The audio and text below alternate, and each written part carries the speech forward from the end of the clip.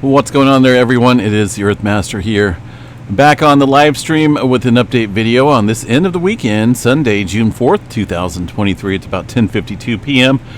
out here in California. Still 76 degrees, a little humid. Hit 99 degrees today, just 1 degree shy of 100. All right, what do we got here for earthquake activity? Looks like a lot more ones here on the map than I want. Not for sure what's going on with that. Try not to keep too much microquake activity there. 2.8 around the Java Trench, it looks like. One of the most recent quakes here on the globe. Let's go ahead and see what we have going on out here across the world.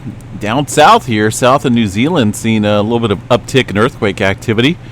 Near the Ballini Islands area, 5.8 coming in. This was just a couple hours after a 5.3, a little bit further up along this plate boundary here. This whole region over the last couple weeks or so has been showing quite a bit of seismic activity. Let's go back to the last 7 days here. I think it's been probably beyond that. Let me see. There we go. A little bit of seismic activity out here across the southeast Indian Ridge. Quite a few divergent boundaries. One area, though, notice on the map here, is very absent of earthquake activity. With all this movement around the New Zealand area, I'm really surprised we haven't seen anything kick back up here yet, but we'll continue to watch that there for the New Zealand region. Latest activity there into New Zealand looks like absent of earthquake activity, at least according to the EMSC. Let's take a quick glance here at the GeoNet servers. Just run through here real quick and see. I'm just going to run across the drums. And, well, we'll check out the drums here in a second. All magnitudes, a couple smaller microquakes, but what I'm talking about far as movement goes, something above at least a 5 in this area. It's been awfully quiet here in terms of larger scale movement. Now the earthquake drums here across New Zealand, well, there's not a whole lot going on, you know, a little quake here and there, but nothing that I would expect to catch up to as far as the plate movement around this area. Definitely should be seeing some uptick here across New Zealand very soon. All right, let's see what else we got here across the region. Notice a little swath of activity up here, center portion of the Pacific plate and adjacent plates here, showing quite a bit of uptick in movement. Also here off the Japan area, I did see some movement as well. A couple 4s being kicked up there. Also near the East China Sea, a 5.0 in the islands there. Along the northwestern corner here of the Filipino plate, 10 kilometers deep. Also down here in the Mariana Trench. Looks like we had an earthquake near Guam, 4.5. 138 kilometers deep. So we're getting some regular movement back around the Filipino plate. It has been awfully quiet, but looks like things are starting to catch up here in this area of the Philippines and the Mariana Islands area. Continue to watch that. Curl Kamachaka Trench up here, fairly quiet, not a whole lot going on. The Java Trench areas, aside from that 2.8, a little bit of movement up here around the Andaman Sea area, 4.6.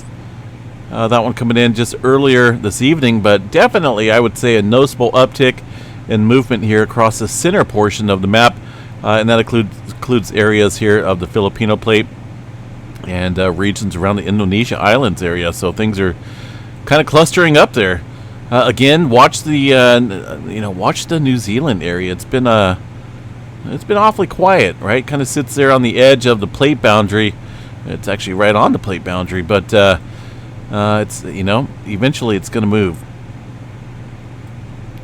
All right, further to the west here, out across near the Red Sea region, Gulf of Aden, still seeing some movement up here.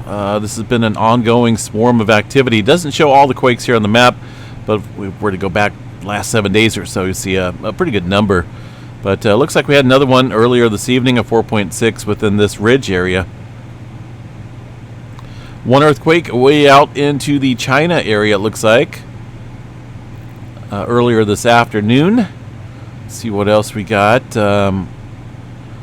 Mediterranean region still fairly active, but that's very typical. Some 2s and 3s kicking off there. Also got one 4.7 down here into the, well, it's not showing up here on the USGS map, but it is on the globe. This just coming in, it looks like, way down into the South Atlantic area along the divergent boundary. There into the South America region. So seeing a little cluster of activity here across Chile, some deeper movement quakes, and a little bit more noticeable uptick in earthquake activity here into the, just looking at this earthquake, that's a little odd one, into the Puerto Rico area. Here's some of the quakes here across Puerto Rico. Also noticing a little trend, 4.1 near Haiti. I think this activity is kind of adding to some stress up here along the North American plate. The general plate movement here shows the general direction here. South American plate to the north.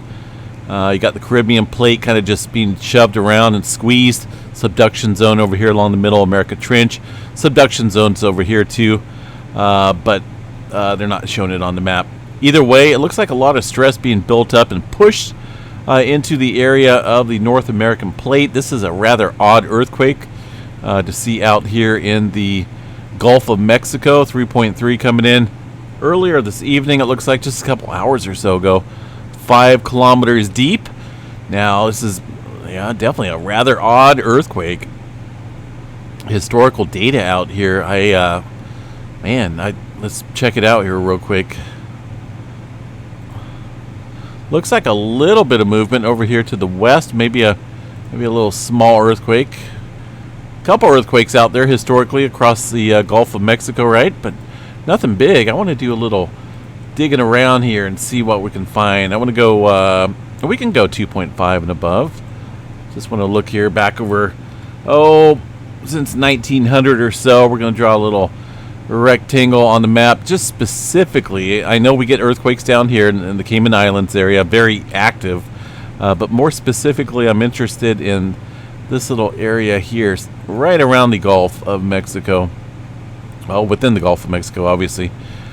I don't want to go too far inland. I think that will cover it, and just kind of want to see how much earthquake activity is out there. Now I pulled up 2.5 and above since about 1900, so hopefully my computer holds up. There's not a lot.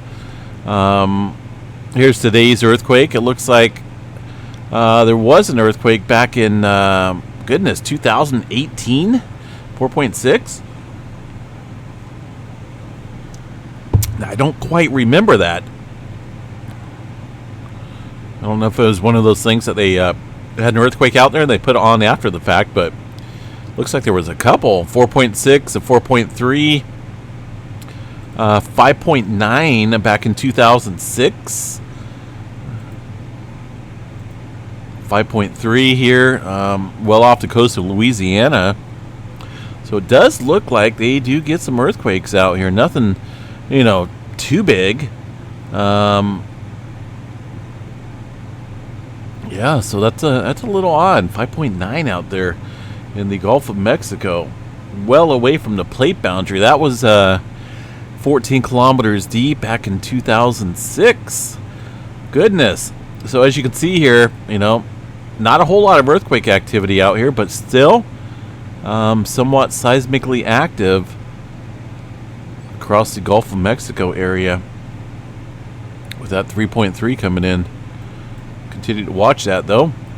Up along the Appalachian Mountains here, North Carolina area, looks like 3.2. That was early this morning, way earlier. Low earthquake activity in Kansas. Yellowstone, not a whole lot going on. Let me double check the Yellowstone area. And what is that? Where's all the maps at? Goodness, what's going on here? Well, that's not going to do me any good, so let's go over to the University of Utah here, and we'll see what we got for seismic stations here. And there's just a bug that, I don't know, just annoying me. So we'll go up here to Yellowstone. Kind of curious to see what's going on up here.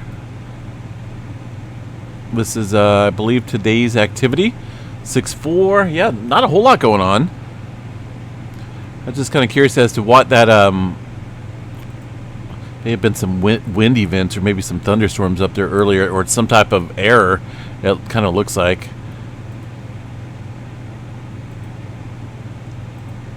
Yeah, because it's not showing up on these other local stations here, so whatever that signal was is not really important. And earthquake activity is very absent up there in Wyoming. Pacific Northwest, not a whole lot going on. Again, a couple smaller microquakes. The tremor map here tonight looks like we're going downhill. 147 epicenters of tremor.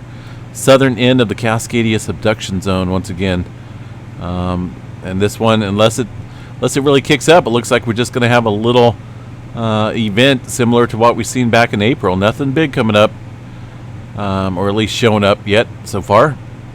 Down into the Northern California area, a little bit of movement across the geysers. I don't think we're seeing too much elevated activity out here today. There's the earthquake down off the Santa Barbara Channel area. One more earthquake here in the Walker, California area earlier this afternoon, 2.6, but I'm not really seeing any major swarming, no major earthquake activity, and very minimal microquakes, so kind of a little quiet there, even, not completely quiet. Obviously, there's earthquake activity, but nothing big going on. 2.0 outside of Anchorage here, just off of the Castle Mountain fault there, it looks like. Within the last hour, 777. The Aleutian Trench, pretty quiet. Let's see what's going on out here along the big island of Hawaii. Not a whole lot, goodness. Very scattered earthquake activity out here today. Let's see what we got for the latest hazard notification system here from the HVO. Kilauea daily update, currently not erupting. Summit seismicity remains elevated. No unusual activity has been noted across the rift zones there. Let's see. Daily rates have been variable, obviously. Over the past couple days, it's been somewhat lower as far as earthquake activity goes. Tilt meters over the past day showed no significant changes, but the summit remains in an inflated state. Over the past 24 hours, 24 earthquakes were located there around the region. Let's see what we got here for latest information here. This is going to be the USGS Hawaiian Volcano Observatory, Kilauea, and of course Mauna Loa and Pahala area. This shows a bunch of stuff. You can click on cameras, tilt meters, gas stations. I'm just a little bit more concerned with the Kilauea area. Not a whole lot of activity, as you can see here on the map. Only a handful of earthquakes. And the tilt stations here. See what it's got. Looks like we're kind of going back up here a little bit, but this has been a little trend here over the past few days. A little up and down in terms of inflationary and deflationary. And right now we're kind of going back up again. So we'll see if earthquake activity ramps back up. All right, let's see. What else is there, folks? Pretty tired. Today was a hot day. Went up to the lake here and swam a little bit, but that was packed full of people. Of course, 100 degrees out. People are going to flock to the cooler waters, that's for sure. All right, we'll jump off of here and go into space weather activity. See if there's anything noteworthy here. Looks like a little bit of flaring kicking up on the global D-layer map, and that is coming off of, let's see here, kind of hard to tell if there's any specific flaring going on. It looks like we're coming down off of some of these. Let's see what we got for the magnetic structures here. Still watching this sunspot. It is getting closer to center disk. Also got a couple newer sunspots here on the eastern side of the sun. Not really too concerned up here with this large area. It's just broadly disorganized. Up here, this is getting a little bit of intermixing of the colors. Looks a little bit more compact. We'll watch this area and maybe potentially some further sunspots here on the far eastern limb of the sun for some flaring. 99% chance for C flare, M flare at 35% chance, 10% for the X flare category. And not a whole lot going on here. Kevin's been awfully quiet over the past 4 days or so. Not a lot, though, really going on here on the sun currently. We're just kind of waiting. Cycle 25, right? We're looking at solar maximum in the year 2025, roughly about June or so. We're supposed to see this peak out, and we'll go back into a solar minimum there way down the road. But either way, it should be elevated here, you know, over the next few years or so. Looks like we're starting to go back up trend. There's a little bit of higher numbers being reported there on the sunspot number progression. Here's the average, or the predicted, I should say, put out. And we're already still ahead of it. Looks like we're climbing back up here on the predicted SFI, the energy there on the sun as well. Here's the predicted amount. We're still way ahead, so we'll continue to watch this. I think we're in for a fun ride here as we get towards solar maximum. All right, what else do we have tomorrow? It's kind of interesting here. We got there's current day 1. Not a whole lot going on here. Just obviously thunderstorms. But here's tomorrow's map. This covers almost right up here into where I'm at, right around the Chico area. This is in the mountains, the marginal risk, but there's a good chance of thunderstorms out here across the majority of Northern California and Central California as well tomorrow. So I am going to be out and about.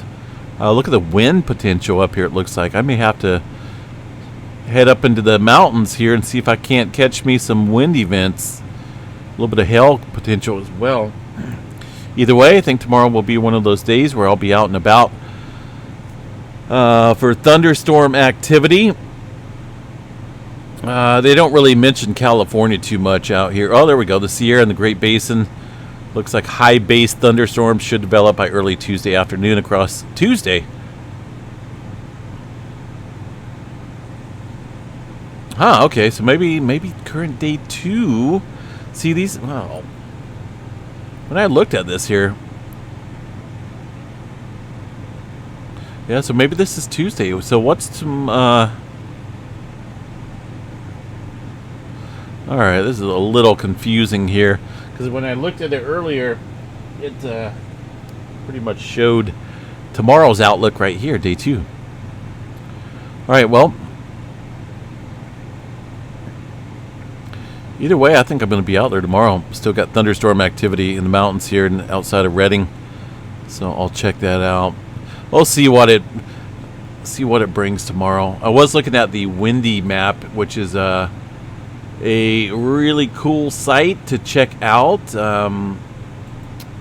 It's got pretty much everything you can think of on here. I paid for the premium, and it's not that expensive. It's pretty cool. It's well worth it if you'd like to check out different items. You got fog, you got NO2, aerosol, ozone, SO2 from volcanoes, and right now Hawaii looks pretty quiet there. CO concentration, that's going to be, of course, certain areas. Fire intensity, there's so much stuff on here, but I was looking at the thunderstorm potential here for tomorrow, and this is going to be the Cape value. Right now there's not a whole lot going on. Of course, we don't have a lot of moisture out here or heating, but this is tomorrow afternoon here, about 1 o'clock. Look at these Cape values outside of Redding. That's pretty significant. Even down here into the Orland and Willows and Chico area here in the northern Sacramento Valley, could get a few thunderstorms tomorrow as well. This is actually rather high Cape values here for this area. So I will be out and about watching it a little bit later in the afternoon. That continues. Look at that right over Calusa. 100 degrees tomorrow. Goodness. Or was that today? I don't know. It's a little hot. And then this is going to be, looks like the trend here for the next couple days or so. This is Tuesday. I don't know. I think the Storm Prediction Center has their days mixed up. because Monday looks more potentially active here across California than, say, for example, Tuesday, where it's all mostly northern Cal. All right. Either way, we'll catch you guys back out here a little bit. I think the heat's getting to me somewhat. But, yeah, got some... Looks like a little low-pressure trough spinning off the Bay Area. Kicking up some storms.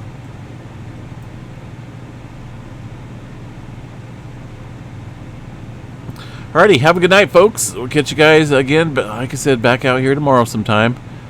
Keep an eye on New Zealand. Stay safe out there. And we'll catch you guys again in the morning. Have a good one.